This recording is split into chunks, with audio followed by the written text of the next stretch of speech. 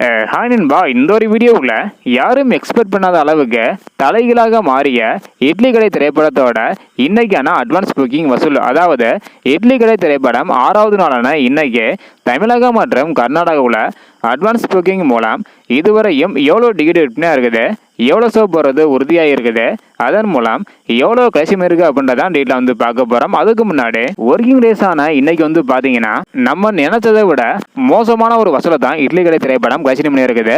So எவ்வளோ collection இருக்குது அப்படின்றத டீட்டெயில் வந்து பார்த்துடலாம்.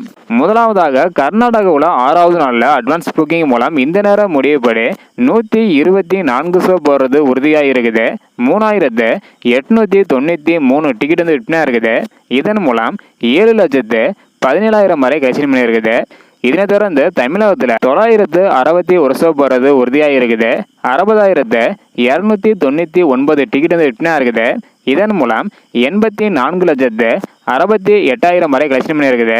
இந்த நேரம் முடிவுப்படி தமிழகத்தில் இட்லி கடை திரைப்படம் இதுவரையும் 1 கோடி கூட வந்து பார்த்தீங்கன்னா வசூல் வந்து பண்ணல. ஸோ கண்டிப்பாக இன்னைக்கான முடிவில் நல்ல ஒரு கலெக்ஷன் பண்ணும் என எதிர்பார்க்கப்படுகிறது.